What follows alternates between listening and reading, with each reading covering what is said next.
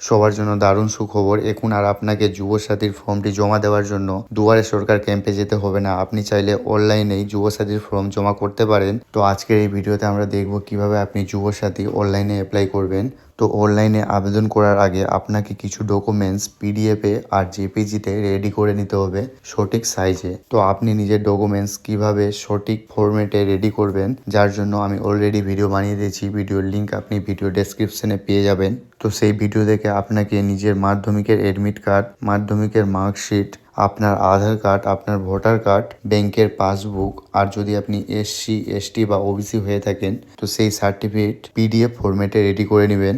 তার সাথে নিজের একটা কালার ফটো জেপিজি বা পিএনজি ফরম্যাটে ম্যাক্সিমাম 1 MBর মধ্যে রেডি করে নেবেন। সাথে একটি কাগজে আপনি সিগনেচার করে সেই সিগনেচারের পিএনজি বা জেপিজি ফটো আপনাকে রেডি করে নিতে হবে। তো সবগুলো ডকুমেন্টস রেডি হয়ে যাওয়ার পর আপনি এই ওয়েবসাইটে চলে আসবেন, যেটি একটি সরকারি ওয়েবসাইট। তো ওয়েবসাইটের লিঙ্ক আপনি ভিডিও ডেসক্রিপশনে পেয়ে যাবেন, বা আপনার মোবাইলের গুগলে খুলে আপনি স্বনির্ভর বাংলা লিখে সার্চ করবেন।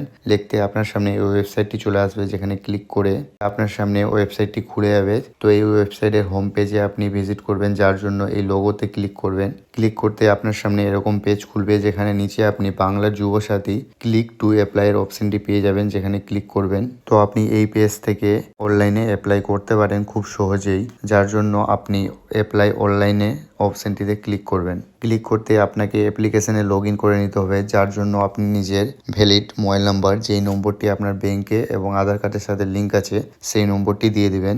নম্বরটি দেওয়ার পর নিচে আপনি ক্যাপচা কোডের অপশন পাবেন, যেখানে উপরে আপনি যা ক্যাপচা দেখতে পাচ্ছেন নিচে সেম টু সেম ফিল করে দিবেন। ক্যাপচা দিয়ে নিচে গেট ওটিপি সিক্রেট পিনের অপশনে ট্যাপ করবেন। করতে আপনার রেজিস্টার মোবাইল নাম্বারে একটা সিক্রেট কোড এসে হবে, যেই কোডটা আপনি এখানে বসিয়ে দিবেন।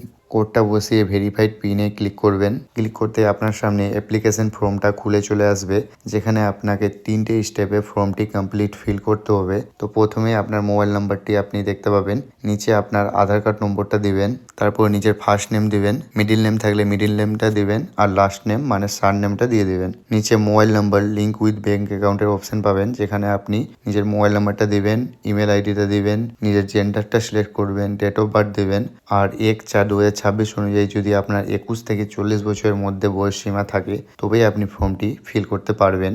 তারপর নিচে আপনি নিজের বাবার নাম দেবেন, মার নাম দেবেন, আপনার বিয়ে হয়ে গিয়ে থাকলে আপনার স্বামী বা স্ত্রীর নামটাই জায়গায় দিবেন। নিচে আপনি ক্যাটেগরিতে এসসি, এসটি, ওবিসি বা জেনারেল আপনার যেটা সেটাই আপনি নিচে এসসি, এসটি বা ওবিসি থাকলে সেই সার্টিফিকেট নম্বরটা দিয়ে দেবেন। মেরিটাল স্ট্যাটাসে আপনি আনমেরিড, মেরিড, সেপারেটেড যেটাই হয় আপনার ক্ষেত্রে সেটা আপনি সিলেক্ট করবেন। তারপর আপনাকে কন্ট্যাক্ট ডিটেলসে নিজের ফুল অ্যাড্রেসটা ফিল করতে হবে।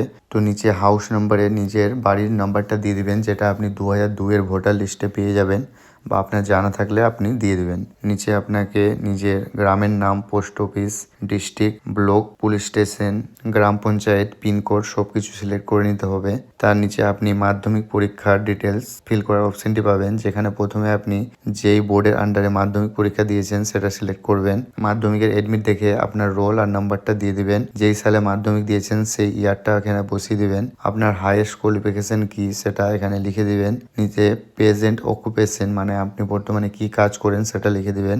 ব্যাংক অ্যাকাউন্ট ডিটেলসে আপনি নিজের আধার লিঙ্ক ব্যাংক অ্যাকাউন্টটা দিবেন। তো প্রথমে ব্যাংকের নাম, তারপরে আপনার ব্রাঞ্চের নাম, তারপরে আপনার ব্যাংক অ্যাকাউন্ট নাম্বার, তারপরে আপনার আইএফএসসি কোড, এই সব ডিটেলস আপনি ব্যাংকের পাসবুকে পেয়ে যাবেন। নিচে আপনি আরেকটা অপশন পাবেন, যেখানে বলা হয়েছে আপনি কি অন্য কোনো সরকারি প্রকল্পের সাহায্য পান, যদি পেয়ে থাকে তো ইয়েসে ক্লিক করবেন, আর যদি না পেয়ে থাকেন তো নোয়ে ক্লিক করবেন। সম্পূর্ণ ফর্মটি ফিল করা হয়ে গেলে সেভ বেসিক ডিটেলসে ক্লিক করবেন। নেক্সট পেজে আপনাকে নিজের সব ডকুমেন্টসগুলো আপলোড করতে হবে। তো প্রথমে আমি যেই ডকুমেন্টসগুলো আপনাকে বলেছিলাম পিডিএফ আর জেপিজি ফরম্যাটে সেভ করে রাখার জন্য, সেই ডকুমেন্টসগুলো একে একে আপনি আপলোড করে দিবেন। তো যেখানে যেই ডকুমেন্টস বলা হয়েছে সেখানে সেই ডকুমেন্টসই আপলোড করবেন, এবং যেই ফরম্যাটে যেই সাইজের মধ্যে বলা হয়েছে সেম সাইজে আপনাকে আপলোড করতে হবে, না হলে আপনার অ্যাপ্লিকেশন রিজেক্ট হয়ে যাবে। তো সব ডকুমেন্টস আপলোড করার পর নিচে সেভ ডকুমেন্টসে আপনি ক্লিক করবেন। ক্লিক করতেই নেক্সট পেজে চলে যাবেন। নেক্সট পেজে আপনাকে আর কিছু করতে হবে না, শুধুমাত্র এই বক্সে টিক করুন আর নিচে ফাইনাল সাবমিটে ক্লিক করুন।